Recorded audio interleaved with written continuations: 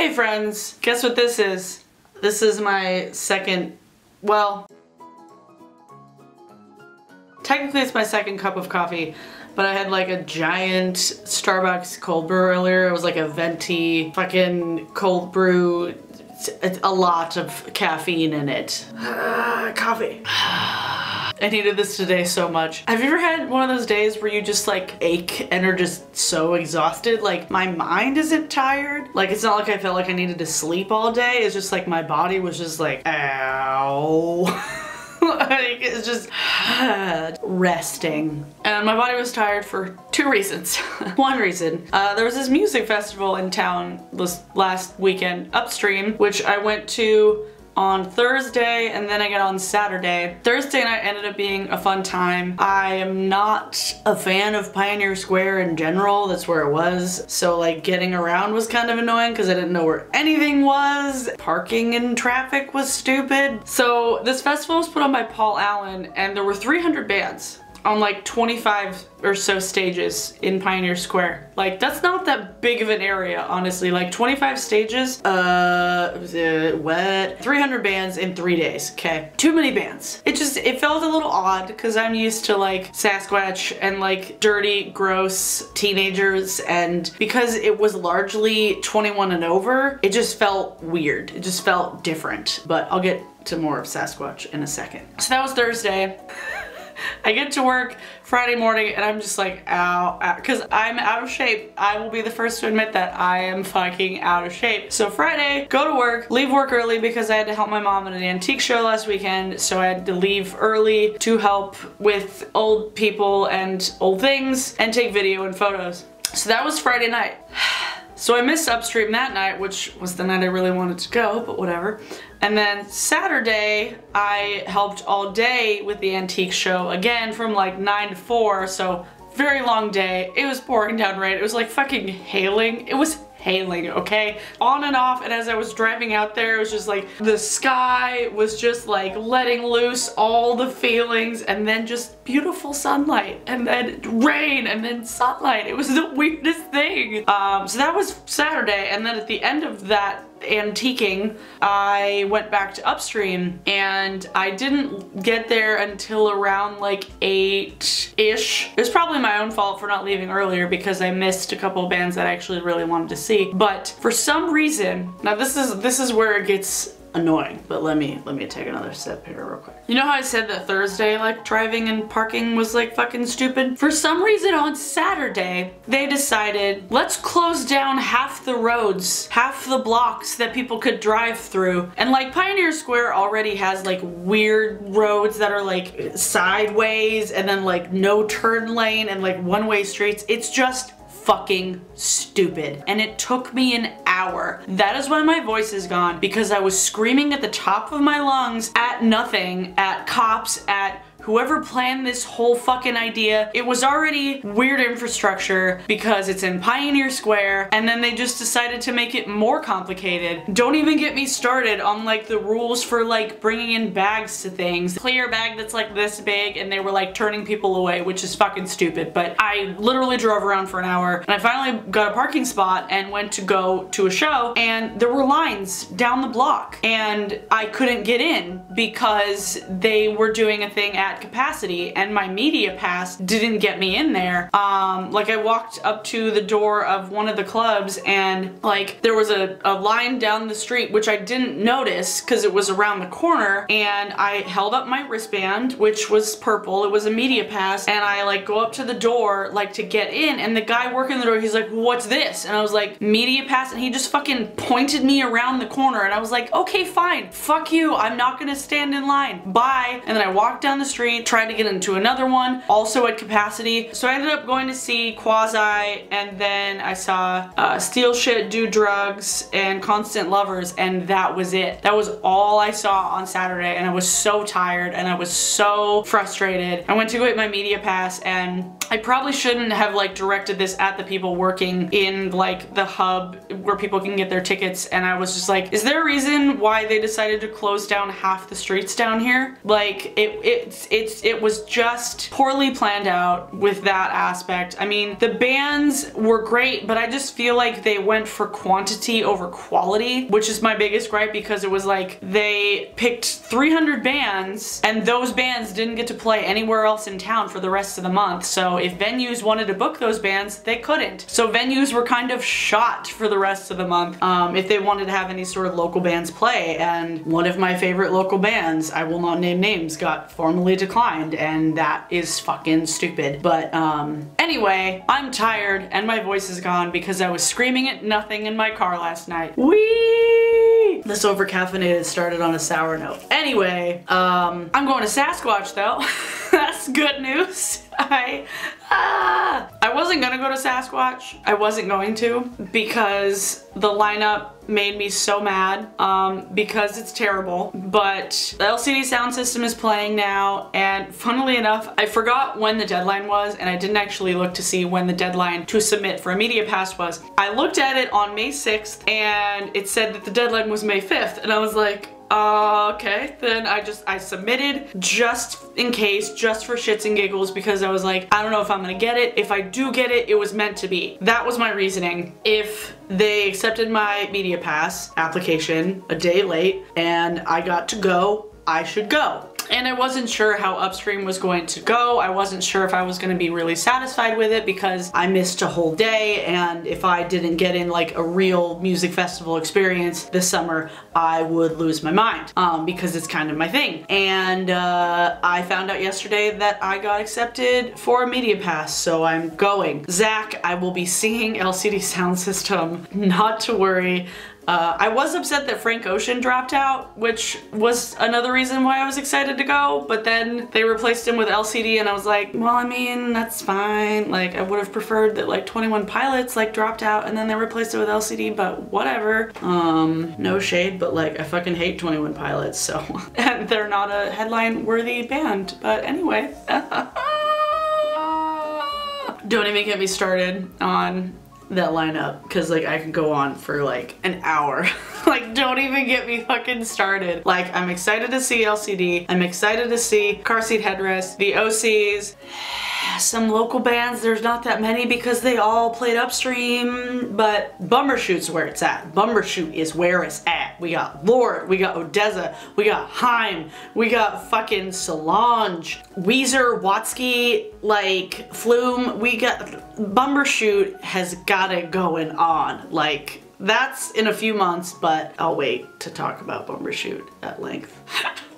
Life is so crazy right now. It's like music festival, my mother's antique show, I'm shooting a wedding next weekend, and then the weekend after is Sasquatch, and then it's my birthday, and we're getting ready to premiere season 4 of Band in Seattle that like is happening in like a week and a half, 2 weeks. Oh god, like everything is happening all at once. May is so busy. Oh my god.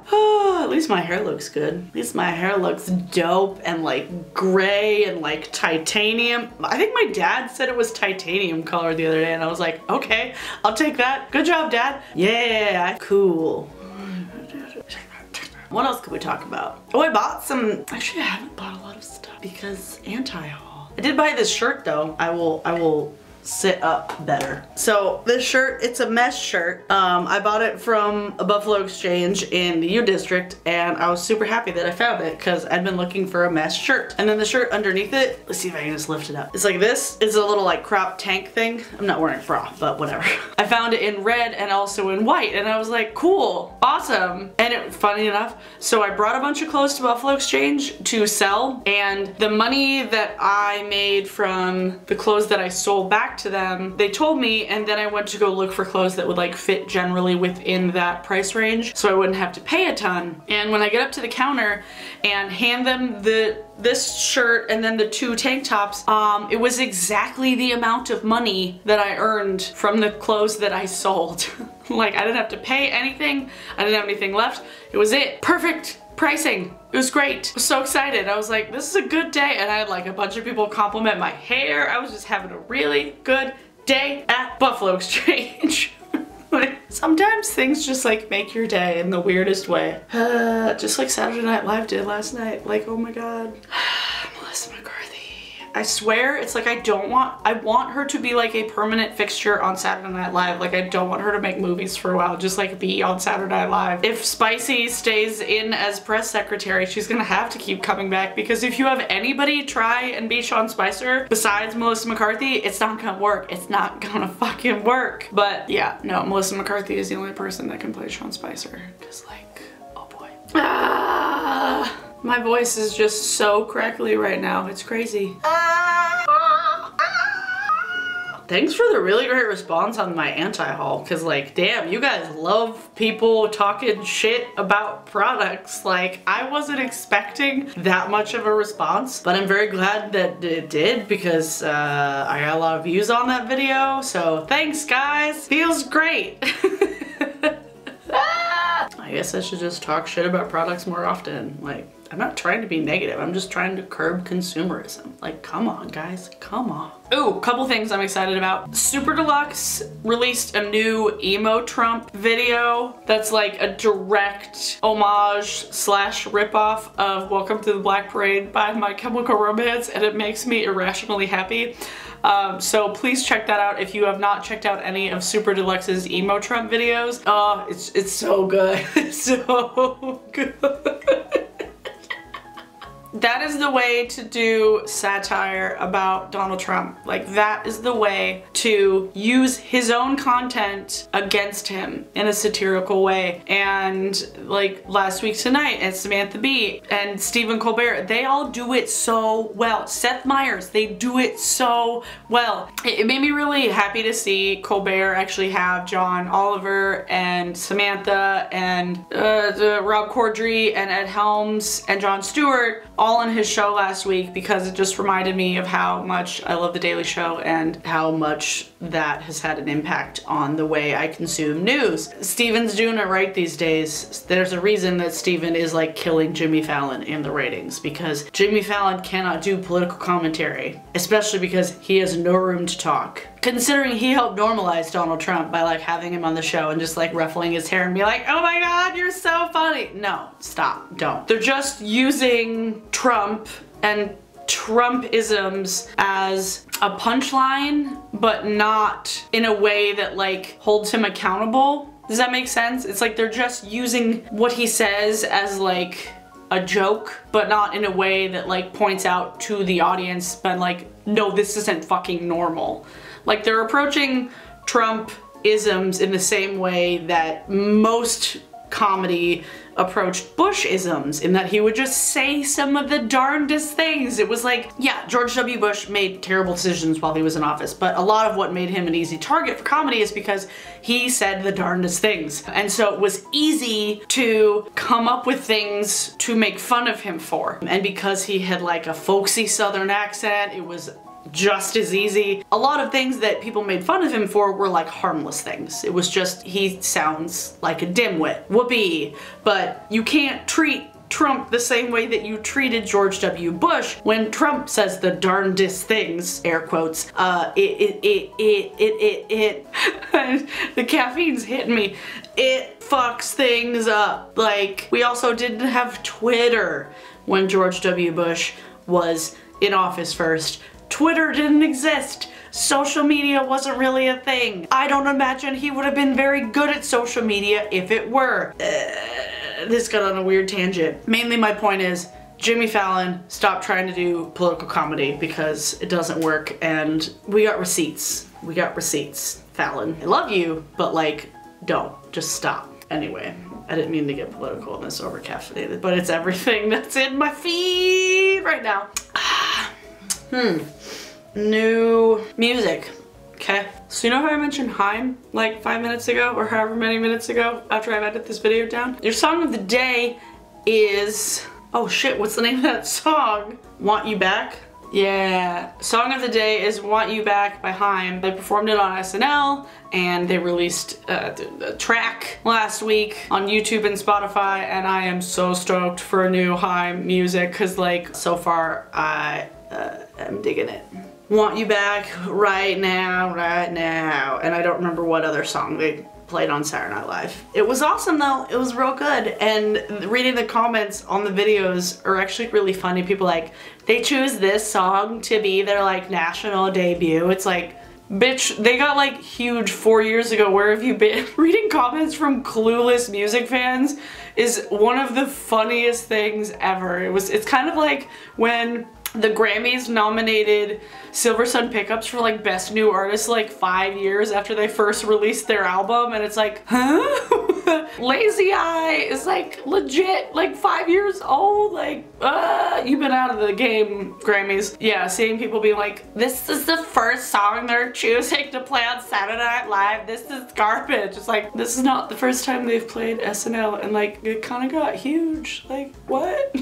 I'm not trying to be petty, but lately I've been feeling real petty. Maybe it's the gray hair, I don't know. It's gonna like, that's a really great angle, Abby. That's a great angle. Anyway, so yes, your song of the day is Want You Back by Haim. Listen to it, it's great. And if you have not already, please, please subscribe to the Band in Seattle YouTube channel and to our Facebook page, because we are on the cusp of releasing new stuff for season 4, and I worked my fucking ass off on it. New stuff is coming, so subscribe to Band in Seattle. Yes, that would be great, especially for like numbers to give to advertisers. So like, please help us, like, if you like local music. And like, I've talked about like all the bands that we're having on the show. Like, I've talked about all of the bands, like all of them. So if you are curious about the bands that I've talked about, their stuff will be online on our channel very soon. So subscribe to Band in Seattle. I would love you forever. Subscribe to this channel. Subscribe to this channel. If you haven't already, please hit the little bell icon so you can get notified, and check out my previous video. I don't know what'll be here. Who knows? I'll see you guys in my next video. Bye!